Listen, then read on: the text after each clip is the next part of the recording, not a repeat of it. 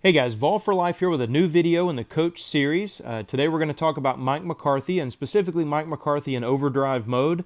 Still lots of people using him, but I still see lots of people that either use him in a less efficient way than they could, or when they play against him, they really don't pay attention to the tactics and play against him in a way that gives you the best shot to win those matches. So let's jump right in. Let's take a look at his tactics.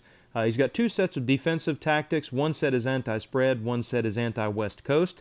The anti-spread tactics are going to issue a passing challenge to your opponent, and those passing challenges will vary with a little bit of randomness in the game as well as their position on the field, for example. But you'll get a wide array of passing challenges associated with those. The anti-West Coast series is going to give your opponent a rushing challenge. And then, of course, he has one offensive series, one that gives the primary one being the 2 points per passing yard to the wide receivers, which really boosts their catches. When I'm talking about playing with McCarthy, then the way that I actually like to fire these is first go with the minor no passing. That's going to boost the man coverage for the corners as well as giving the safeties and middle linebackers better play recognition. That's going to help put them into the position where they need to be to make a play on the ball. The next one that I usually fire after that will be the increase inside coverage, and that's going to block in the middle of the field, but it can leave the outsides of the field a little bit open. But that's going to be a pass challenge followed by a run challenge. And then I'll fire the no passing or the East Coast depending on what I'm seeing from the opponent.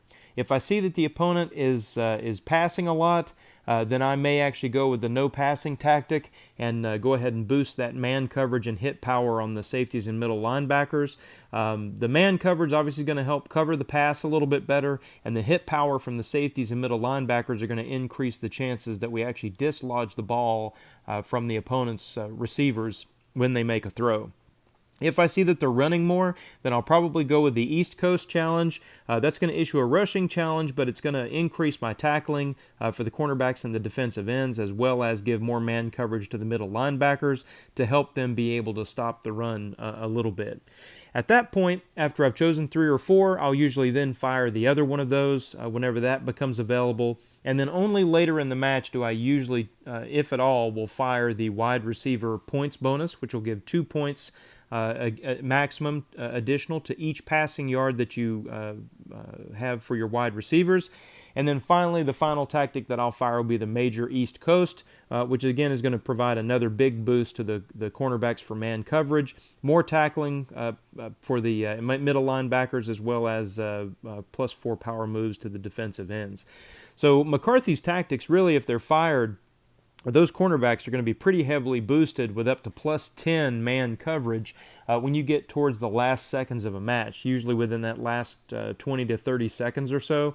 And so if all of those have been fired, it really does make it a little bit more challenging for opponents to be able to pass deep on you because those cornerbacks are able to stay right in line. Now, as we push towards the 99 stat cap, that +10 doesn't really play that much of a difference. But if you do have some cornerbacks that really do have a little bit lower man coverage value, then you can get a significant boost from them. Now, when I'm playing against McCarthy, what I want to try to do is make sure that I pay attention to what is actually happening in terms of the coverages. I can know the order based on what types of challenges that I see. So again, if I see 2 pass challenges back to back, then I know that we've got minor no passing and no passing that's been fired, and I know that I'm going to start seeing some pretty stout pass coverage, and I'll have to start playing more to make sure that I can keep the passes underneath, watch for that point in a route where my receiver or tight end breaks inside to be able to get off of that man coverage. If I see that I've got the pass, then a rush challenge, for example, then I know what's happened is they've boosted their man coverage and then they've gone to inside coverage. So then I can start looking for what I need to do to break down that defense. If you see that rush challenge get issued, then you know right then that the inside coverage chance has first been called. And so then that means that your outside ranges are going to be a little bit more open than they typically would be. And so you can start trying to find those routes that either hug the sideline, like the go routes that hug the sideline, especially those that have press coverage, or you can look for out routes, for example, or crossing routes that are gonna lead the receiver or the tight ends out to the outside, where potentially, because the defense is drawn more to the inside, you might be able to get that outside to be able to take it down the sideline for big gains. The number one mistake I think I see most McCarthy users make, especially newer players, is that they'll fire that wide receiver bonus early on, and that oftentimes is a pretty big mistake. You have to remember that that bonus not only applies to you, but your opponent can take advantage of that rule as well. So if you're playing against an opponent that has another coach that has a rule that is very quickly fired, like Harbaugh, for example, you don't want to fire that tactic immediately, because as soon as you fire that, they can just flip that rule and turn it into something that may be more advantageous for them. So you definitely want to hold on to it if you know that you're playing a coach that has an early rule that can be fired to offset your rule. The other place where you want to be careful is if you have an opponent where you're playing against them and their wide receivers do not match up well against your defense. If it looks like your wide receivers, based on the defense that you can see, might play badly against their wide receivers, then you also might want to hold off on firing that rule early on, simply because as soon as that fires, then they're going to be able to take advantage of that rule also. You can buy a little bit of time if you see that they're using a captain that will require them to do something other than passing. So if you see a captain that requires rush yardage, for example, or if you see one that requires tight ends, like with Zach Ertz, for example, then those also you can buy a little bit of time that you know that they're not going to be able to take advantage of that rule as quickly, because their captain requires something different than wide receiver yardage in order to earn that captain bonus. So most players are going to try to play to get that captain bonus as quick as they can, and so you want to make sure that you really kind of understand the different nuances of each coach and captain that you're playing, so that you can time the firing of the wide receiver yards point bonus to where it optimizes the possibility that you'll win the match. So let's take a look at a few plays. I don't have all of McCarthy's unlocked because I don't play with him very often, but he does have some pretty nice plays. The ones that I like, the fullback dive, strong fullback dive, and halfback plunge, those all work really well, especially for short yardage situations.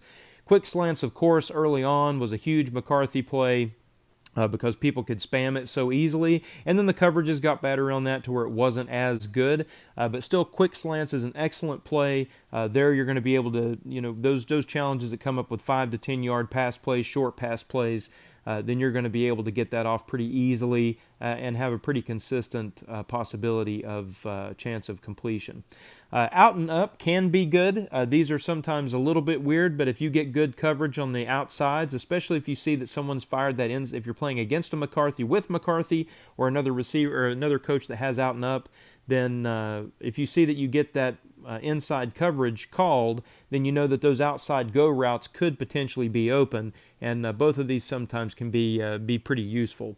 Z-spot also is another one of those where if you see that inside coverage, you have that corner route as well as a flat route with the halfback coming outside. Both of those, because of that, if you see that inside coverage get called with McCarthy, then both of those could be potential routes you can look for to be able to get the ball out to the sideline and potentially be able to get some big gains, because the defense might be more crunched towards the center, or they're more focused on that inside coverage rather than guarding that sideline.